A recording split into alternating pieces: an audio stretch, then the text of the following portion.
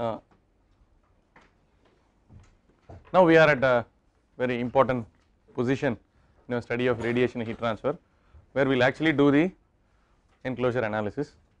So far last 2 months we have developed the background required to do the radiation analysis. Now we are ready. Now we are ready to do the radiation analysis. That is, if there is a n surface enclosure, how do we find the net radiation heat transfer between the various surfaces? Okay.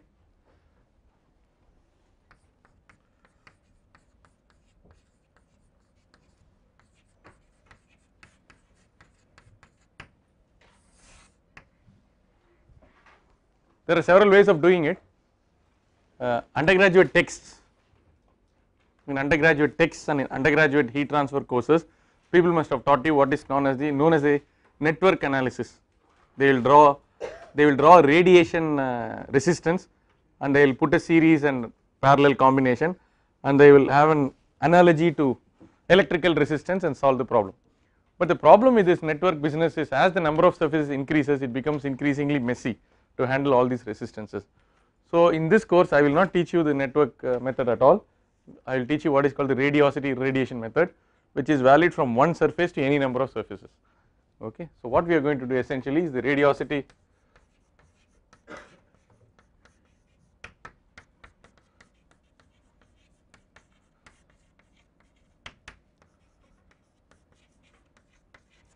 please remember that the credit goes to Professor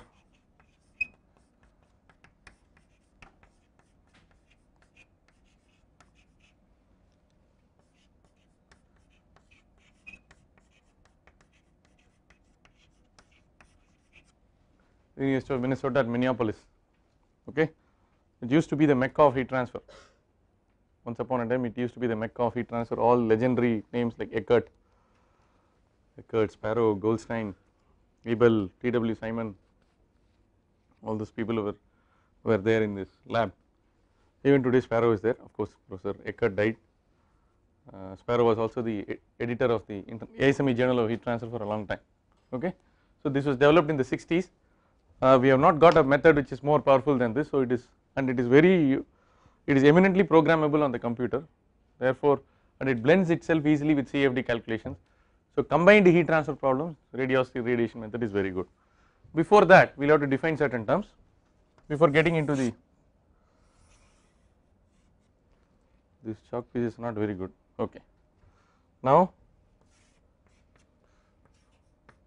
so there is a irradiation Gi falling on a surface. This surface has got a emissivity. This is what emissivity is this now?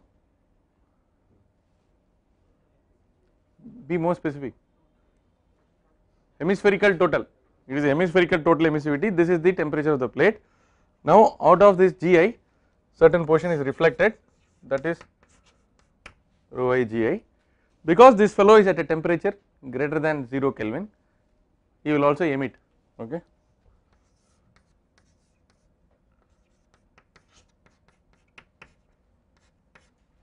Okay.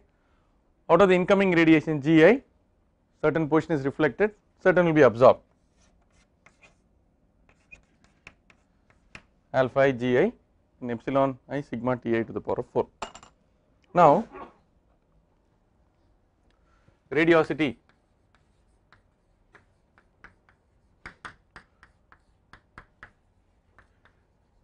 is the leaving flux, okay, or the leaving radiation.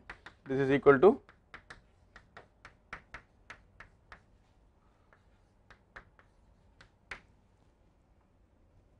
okay.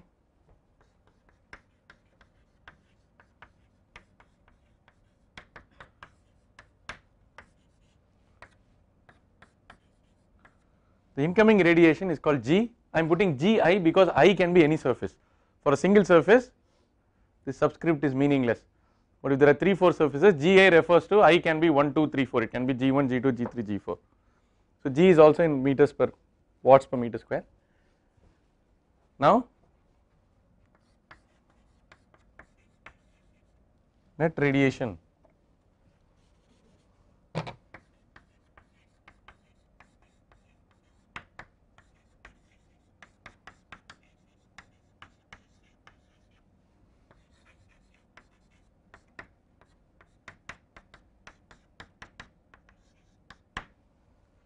call it as Qi.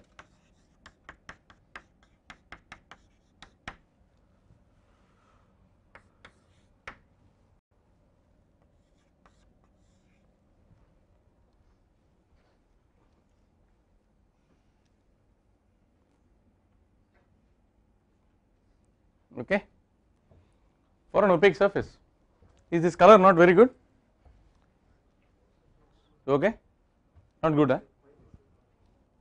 White, they have changed the chalk. Its friction is more. Okay, let us see. Okay, for an opaque surface,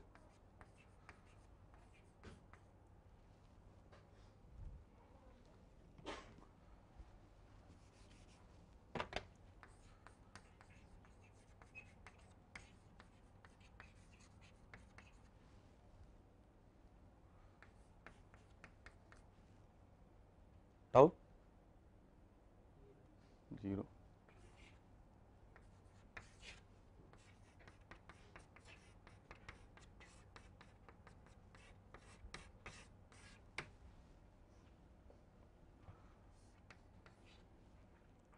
Correct?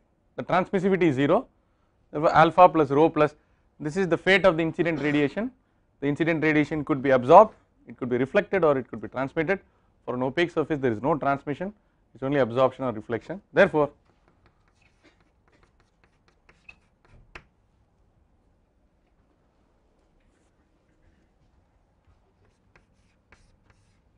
so substituting in 1,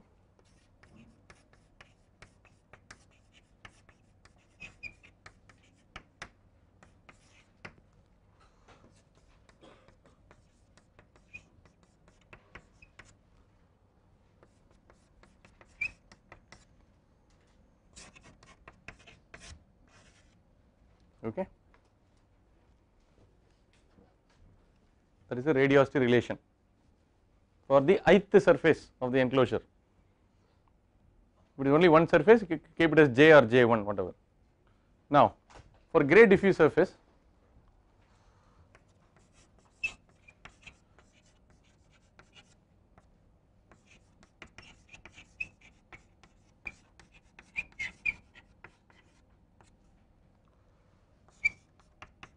alpha I equal to, for a gray diffuse surface alpha I equal to epsilon I, correct.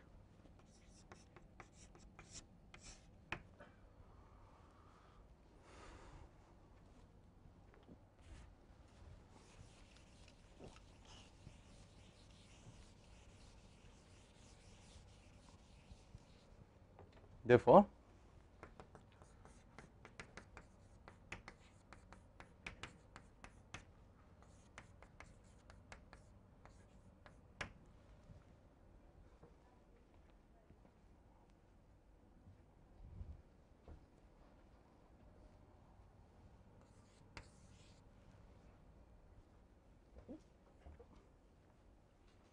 so if you want to calculate the radius, if you want to calculate the radiosity from a particular surface, you need to know the emissivity, you need to know the temperature, and you need to know the irradiation falling on that surface. Okay, if the irradiation is because of radiation from several surfaces, then we have to worry about the radiosity of these several surfaces. That is what the enclosure analysis is all about. But we are now in the preliminary stage, we are trying to first get the expression for net radiation heat transfer, so that we are able to use when we eventually use the enclosure analysis. Now Qi,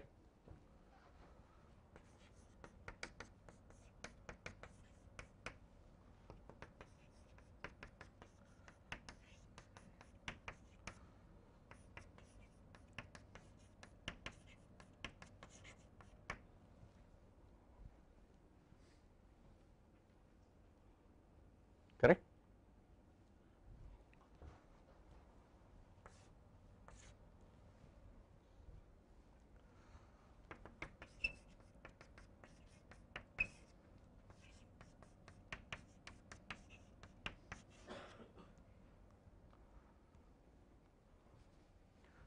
So if you are able to find just the irradiation on all the surfaces, you have solved the problem.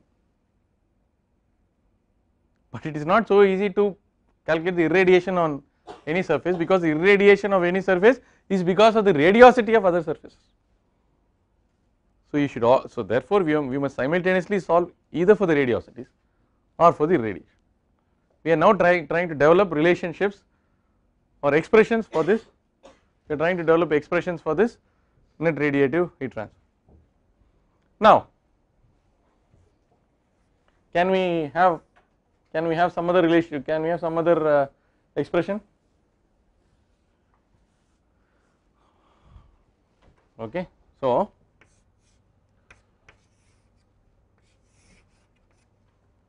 okay.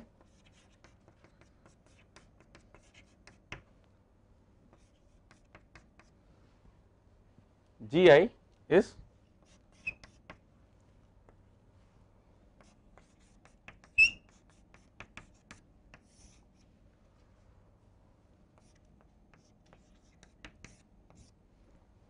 correct.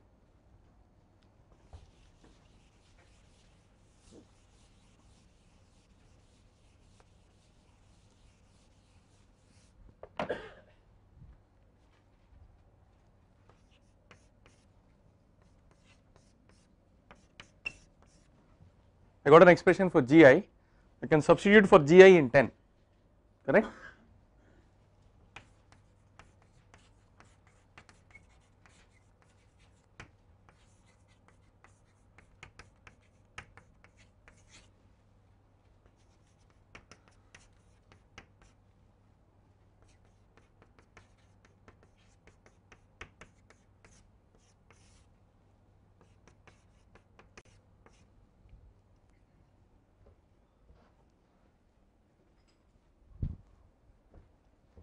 Simplify, cross multiply and simplify further.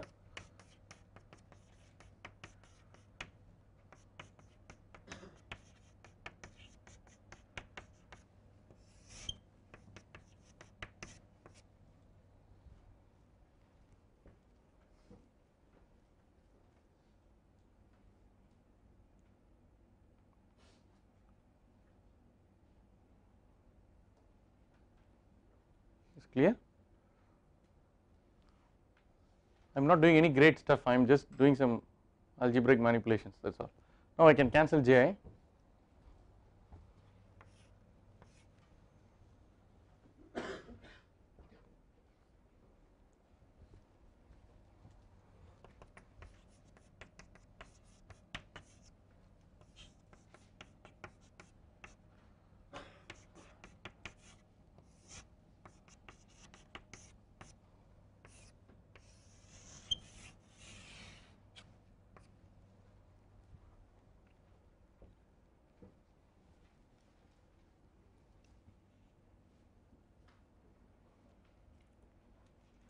So what is the difference between, let us call this equation 12. What is the difference between 9 and 12? 9, both are expressions for the heat flux, but 9 is in terms of irradiations, 12 is in terms of radiosities, but our original expression is in terms of both radiosity and irradiation. If you are evaluating the radiosity and irradiation for thousands of elements, if your calculation involves hundreds of thousands or millions of nodes, there is no point in simultaneously storing radiosity and irradiation, because one information on radiosity can be obtained from irradiation or vice versa. Therefore, it makes sense to store only one of the two quantities. So, some people just use the irradiation method where they will just solve for G. Some people use the radiosity method where they will just solve for J. Radiosity irradiation is a general method, but if you have too many nodes, too many calculations to be done, there is no point in storing both J and G. One word of caution, can equation 12 be applied for all cases? It cannot be applied for a black body because there is a singularity, because the denominator becomes 0, okay, not applicable. So, to say that 12 is not applicable for a black body, but in a program if you want to, I have used it in my, when I did PhD and I wrote programs for all this radiosity irradiation, I still use this, but I will make black body 0.995 or 999 something, it will still work. If you make 1.00 only, this fellow will go mad, okay, right. So not applicable for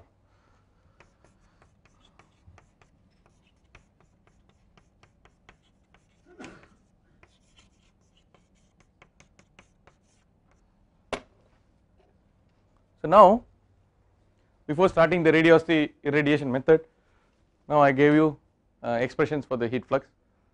Now what remains is basically to determine the radiosities in an n surface enclosure.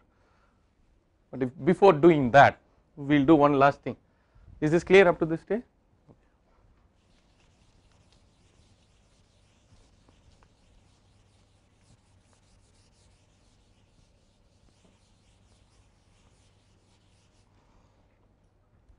We have to look at what is called a re-radiating surface.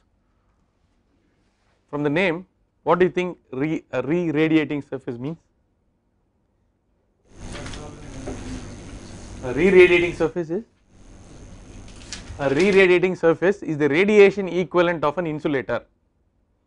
In an insulator, the Q equal to 0. That Q could be Q conduction or Q convection, correct? If Q radiation equal to 0 in a radiation problem, then it is called a re-radiating surface. We do not say adiabatic surface, okay. A re-radiating surface is 1.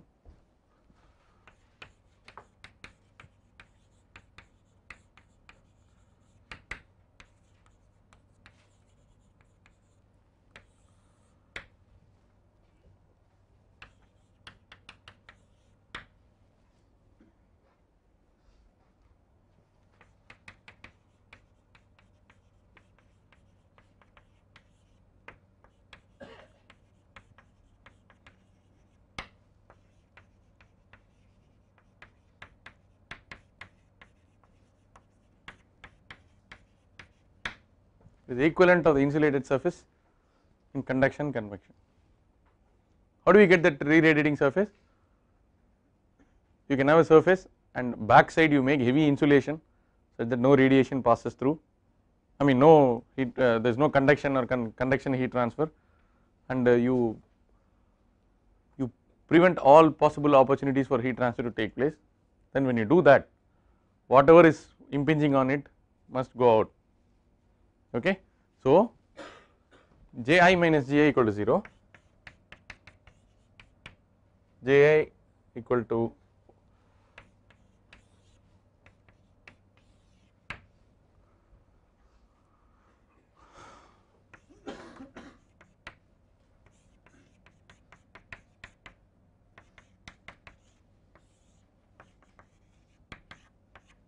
therefore Ji equal to for a re-radiating surface Ji equal to sigma T to the power of 4.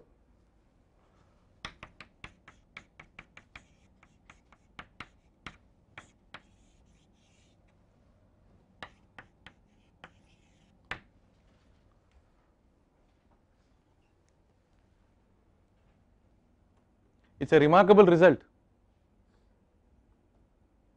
because the radiosity of a re-radiating surface is independent of emissivity, very significant result. The radiosity of a re-radiating surface is independent of the emissivity, and it will come to an equilibrium temperature of Ti depending upon whatever irradiation it receives from the neighboring fellows. So it will come to some equilibrium temperature. This sigma Ti to the power of 4 is also equal to Gi, okay. So his temperature, whose temperature? The re-radiating surface temperature is decided by his neighbors or by his friends. The other surfaces of the enclosure will decide his temperature, okay. So if there is a 3 surface enclosure, one is the hot surface, for example heat treatment furnace. In surface 1 you are supplying the heat, in surface 3 you are putting some metal objects and heat treating them, and this is the intermediate surface. He is the mediator, he takes the heat from the hot surface and passes it on to the other surfaces. He will come to a temperature which is in between these two, okay. So such re-radiating surfaces are frequently used in furnaces and enclosures, in combustion chambers and so on. Fine. Now let us go to the enclosure analysis. So consider an n surface enclosure.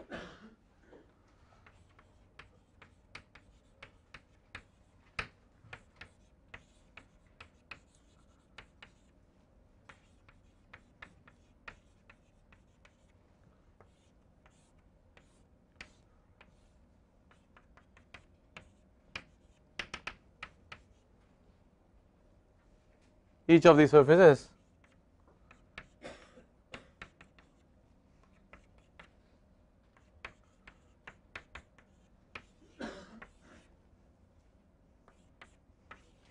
okay, each of these surfaces is characterized by hemispherical spectral emissivity and temperature. All of these are grey diffuse opaque surfaces.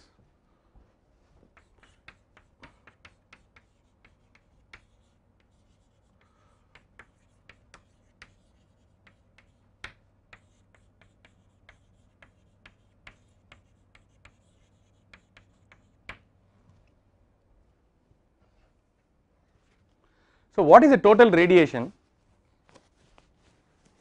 What is the total radiation which is leaving the surface I, the ith surface of an enclosure? What is the total radiation which is leaving, total radiation leaving the ith surface of an enclosure? Huh? Total Ji is still the flux. Ji into area. Ji into Ai, okay. Total radiation leaving an ith surface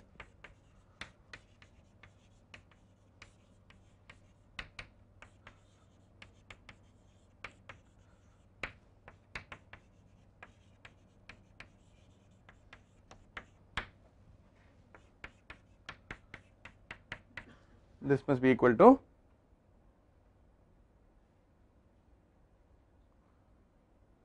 to first part emitted plus reflected. What is the first part? Epsilon I Ai sigma Ti to the power of, yeah.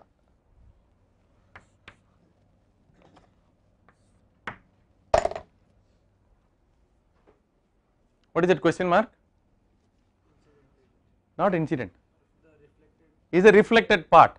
The reflected part will be rho times of whatever is incident, okay. So we can say that this is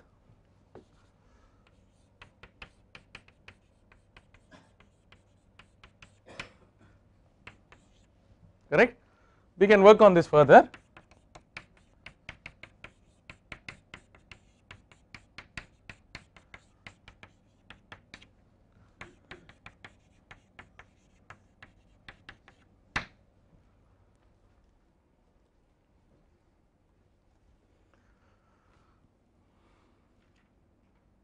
What is this incident coming from other surfaces?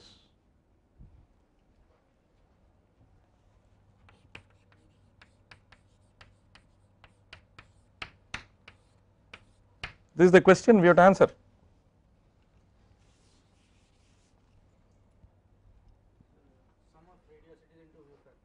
Sum of radiosities into view factors.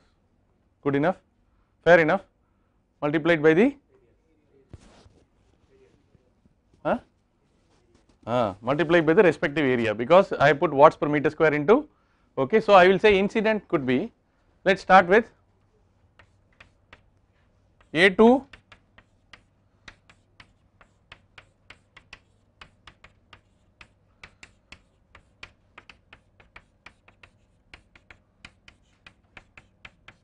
if there is a self view factor, it could be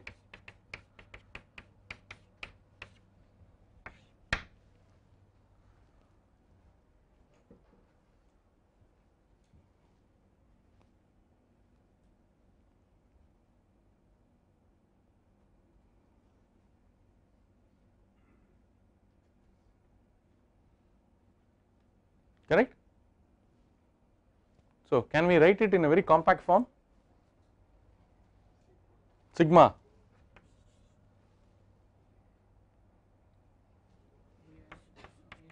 Aj F for the ith surface.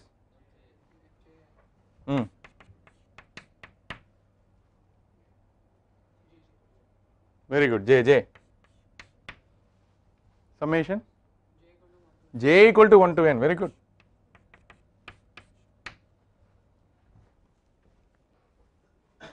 Is that clear to everybody? Okay. Therefore,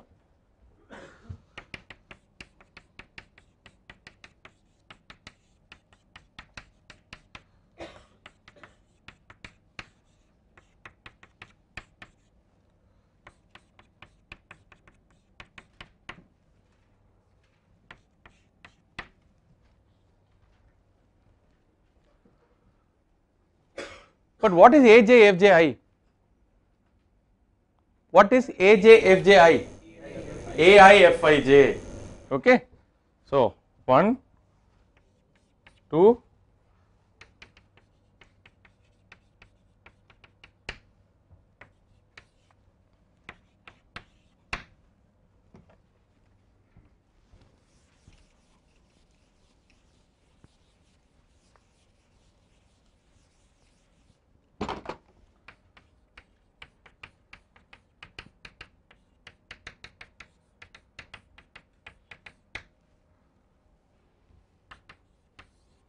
okay.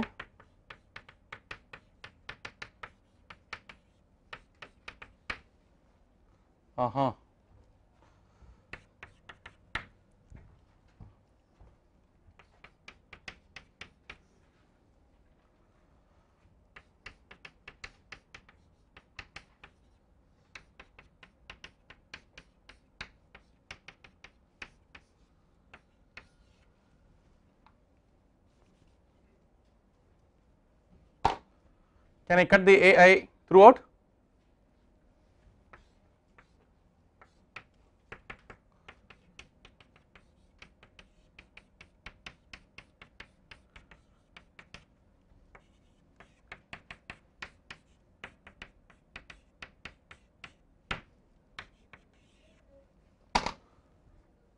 Therefore, the radiosity of the ith surface Ji equal to epsilon sigma t to the power of 4 plus 1 minus epsilon sigma Fij Jj. Okay, sigma Fij Jj. Do should not get confused. Don't put Fji there. J equal to epsilon sigma t to the power of 4 plus 1 minus epsilon sigma Fij Jj. That Fij can include Fii. If you will be in trouble if you have a concave surface. Otherwise, the first term F11 for the first surface, the second term F22 for the second surface, the third term F33 for the third surface will all be knocked out if you have plane or convex surface. Suppose I give you a sphere within a sphere, cylinder within a sphere and a cylinder within a cylinder, then some F22 may be non-zero, then you have to consider this. Okay. Once you have this,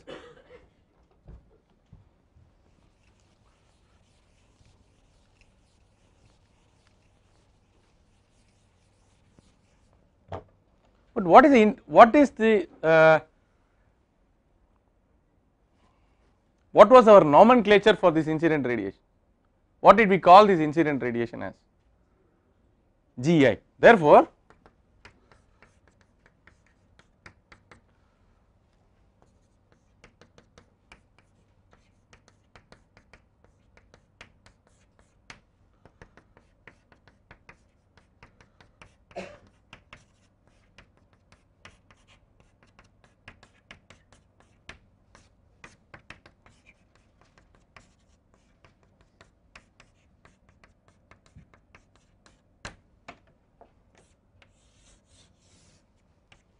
okay, so this is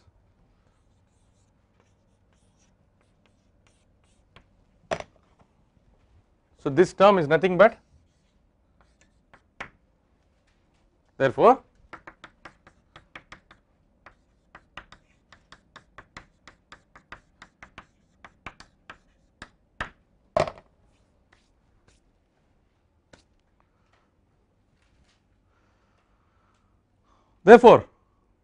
if you want to solve for the radiosity in n surface enclosure, the first part is the emission part. Therefore, you must know that the Stefan-Boltzmann's law is at work. So it is just not sigma t to the power of 4, it is epsilon sigma t to the power of 4. So you need to know the hemispherical spectral emissivity. Now you need to know, exploit the Kirchhoff's law and first figure out that it is an opaque surface. Then for a great diffuse surface, rho can be written as 1 minus alpha, and then 1 minus alpha can be written as 1 minus epsilon. So your knowledge of radiative properties comes into effect there, and then when you write sigma Fij Jj, your knowledge of view factors comes into picture. So all that you have studied is incorporated in one single equation, j equal to epsilon sigma t to the power of 4 plus 1 minus epsilon f sigma Fij Jj. In an n surface enclosure, there are n such radiosity relations. If you have n equations in n unknowns, they can be easily solved. You can get all the radiosities.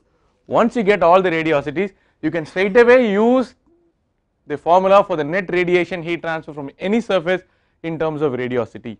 Otherwise, if it is only 3 surfaces, if you have the time and the patience, you can individually evaluate the G1, G2, G3 for all the surfaces from the J which you have obtained by simultaneously solving. Then get J minus G for 1, 2, 3 surfaces. Then essentially you solve the problem of radiation heat transfer in an enclosure where there is no conduction and convection. If conduction and convection are there, you will write the additional energy equations and solve, but this will be the radiation portion of the solver. However, here the enclosure is evacuated or is filled with a medium which is not participating in the radiation.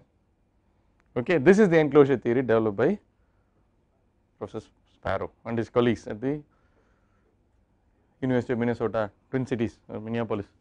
Okay, now up to 3 surfaces or max 4 surfaces, we can solve these using hand calculations. If the number of surfaces in the enclosure exceeds 4, you have to use the computer, and since it is a system of simultaneous equations, it is eminently solvable with the iterative Gauss-Seidel method. You do not have to invert, so you can use the Gauss-Seidel method. So you start with some assumption J1 equal to J3 equal to J4 equal to 1000 watts per meter square. Start with that and iterate, then once it converges, then you get all the J's, you get all the G's, and you get the net radiation heat transfer. This is how the enclosure analysis is used. Now let us have a warming up exercise by considering just the net radiation heat transfer from simple one plate. There is only one surface, there is no enclosure, but there is no problem. We know that even though the second surface is not there, we can always close it by hemispherical basket. Shall we do that and see whether the enclosure theory works? Okay, and we will get our familiar relation Q equal to epsilon sigma t to the power of 4 minus T infinity to the power of 4. Let us consider a one surface enclosure. So this is basically the enclosure theory. Is it clear? Okay.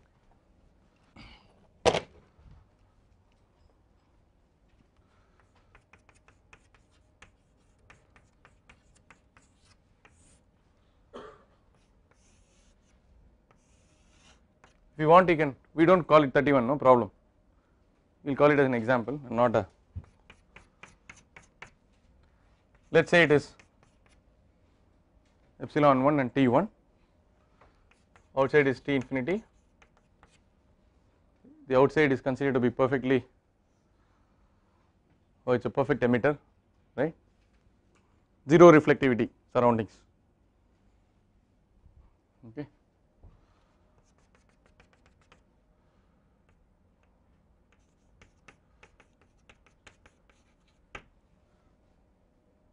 So how many surfaces are there? 2 surface enclosure.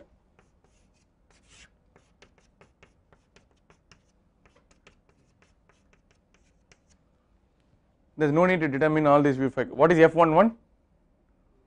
0. F12 is 1. We can stay like this because I will tell you why it is enough to stay like this. J1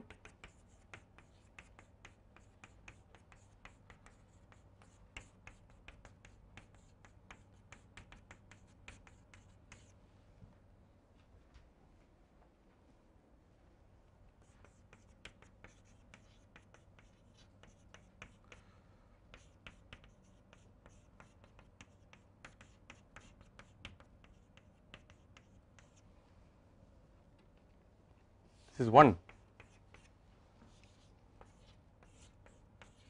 that gets knocked off, right.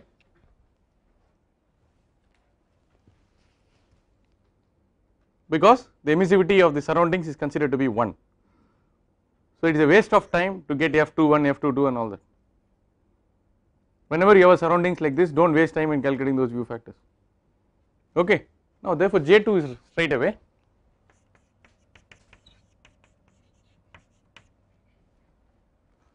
J1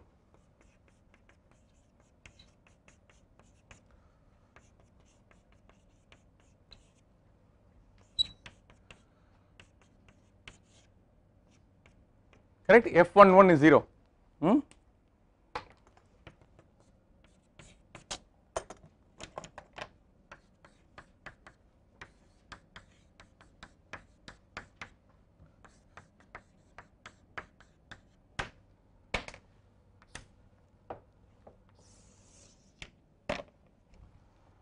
Now substituting for J2,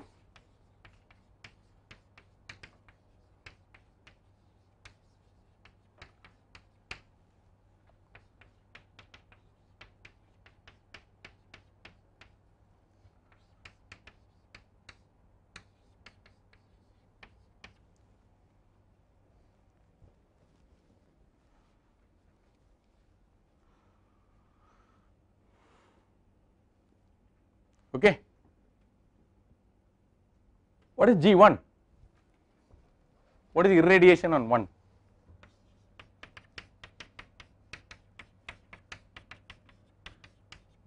What is F11? 0. F12 1. J2 is sigma T infinity power. What is Q1? J1 minus G1.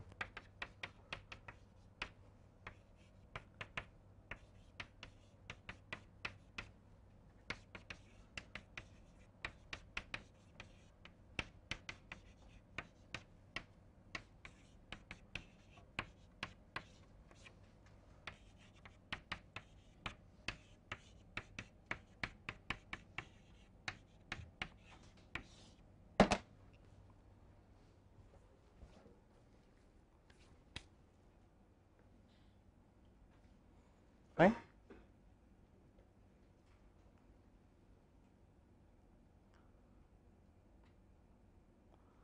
So we have used the radiosity irradiation method. It can be used even for the simplest of problems.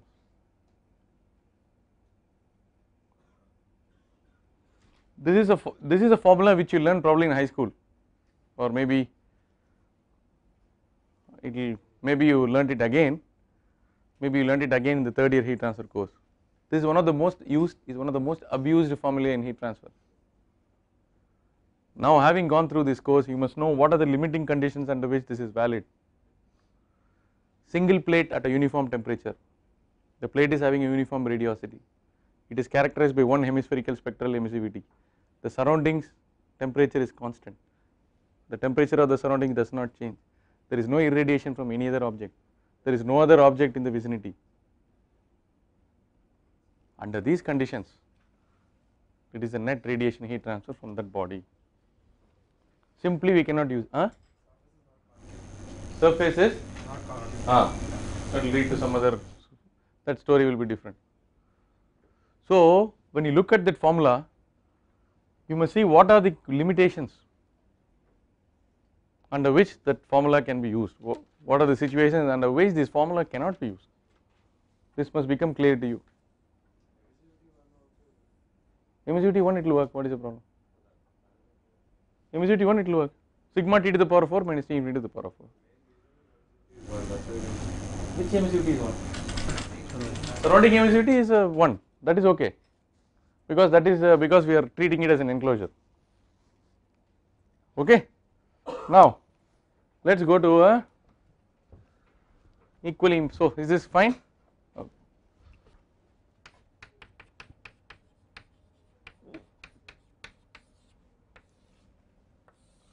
Consider two parallel plates, okay, they are infinitely deep in the,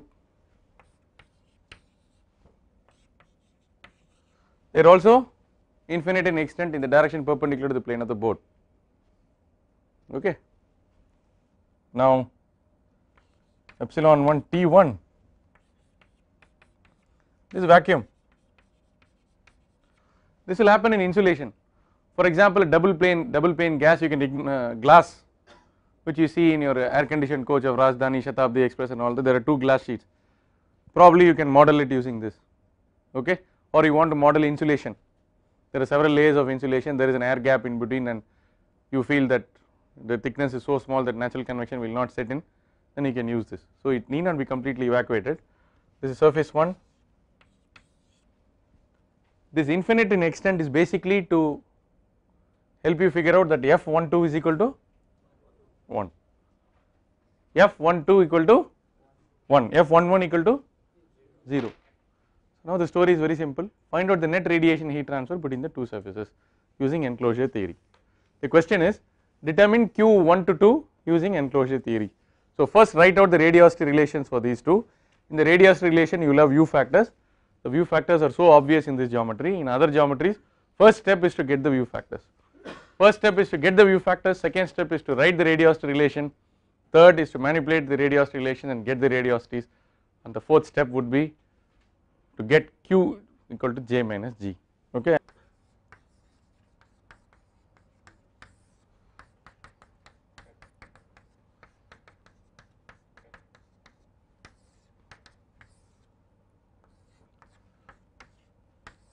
Correct? All of you look at the board, first step, it is so simple, everybody knows this. Now write the radiosity relation.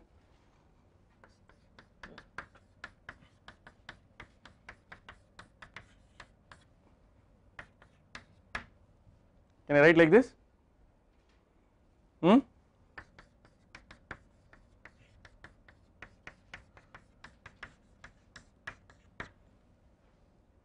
Fine.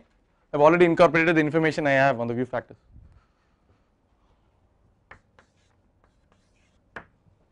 So it is just mathematical manipulation, that is all.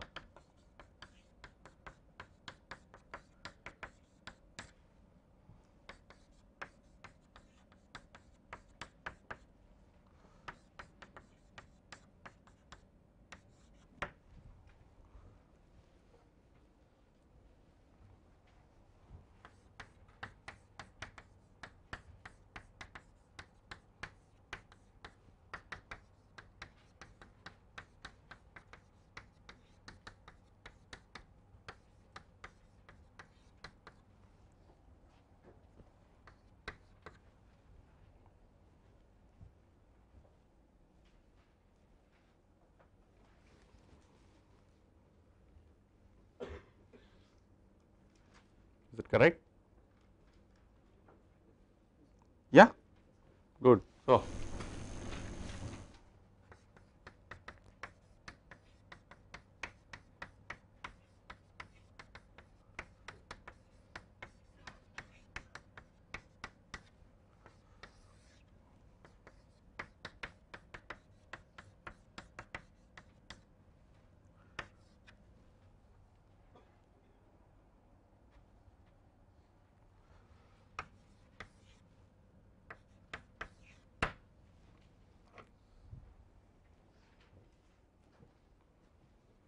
okay.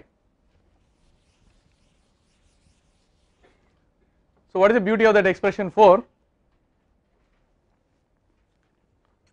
The beauty of the expression 4 is by inspection I can write an expression for J2. J2 will also be epsilon 1 sigma T1 to the power of 4 plus epsilon 2 sigma T to the power of 4 minus epsilon 1 epsilon 2 sigma T1 to the power of 4, denominator will be the same, okay, by inspection. If people do not believe me, please go through the algebra and get the same result, okay, by inspection.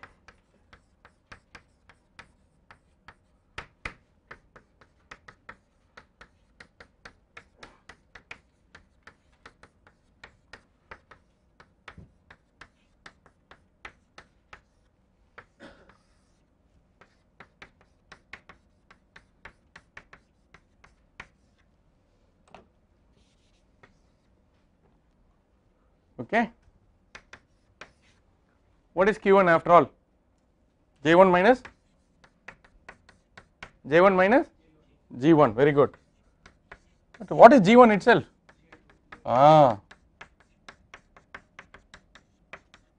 F11 is 0, F11 is 1, therefore G1 equal to J2. Therefore, if you just get J1 minus J2, you have got Q, okay.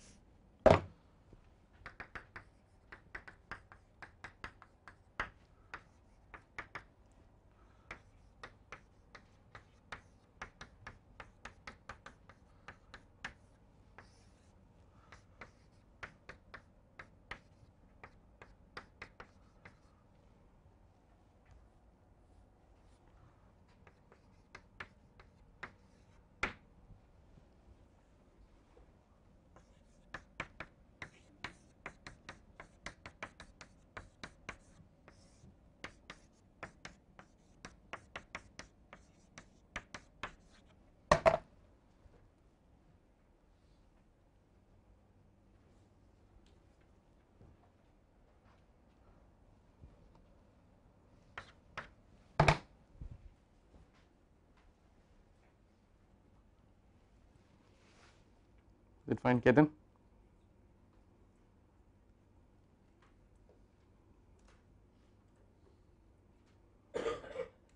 Okay, this is called the parallel plate formula, a very powerful result in radiation.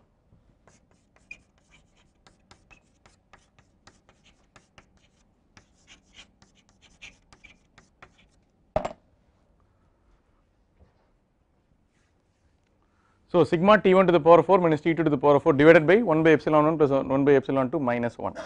If epsilon 1 equal to epsilon 2, the denominator will be 2 by epsilon minus 1. The most important thing, if eventually you want to become researchers, is to always look at what is called as the asymptotic correctness of the result. What I mean by the asymptotic correctness of the result is, when I apply to an extreme case, does it work? I will show you in a minute how to check for the asymptotic correctness of this expression. If the surface 2 is surroundings at T infinity, if the surface 2 is at surroundings at T infinity, what is epsilon 2? 1. 1 by epsilon 2 is 1, that 1 by epsilon 2 minus 1 will get cancelled, T2 will be T infinity, therefore Q will be epsilon sigma T to the power of 4 minus T infinity to the power of 4. Therefore, in the asymptotic limit of the second surface being the ambient at T infinity, this formula works. So, each and every time whenever your approach to any subject, or your approach to any subject should be like that. When you are deriving some results, time and again you have to see whether the asymptotic correctness, whether it makes sense. This can be worked out with paper and pencil. Before going to the computer, you must check all this. Fine. So, in tomorrow's class, we will take up some interesting examples. Suppose I put a shield in between these two in order to reduce the heat transfer rate, whether the radiation heat transfer will reduce, what will be the equilibrium temperature of that shield. I do not settle down with one shield, I put 2 shields, 3 shields, 4 shields, what will be the heat transfer rate, how do we get the equilibrium temperature under those conditions. We will solve some problems and then go to regular enclosure problems where I give you numerical values and we will work out, fine. So.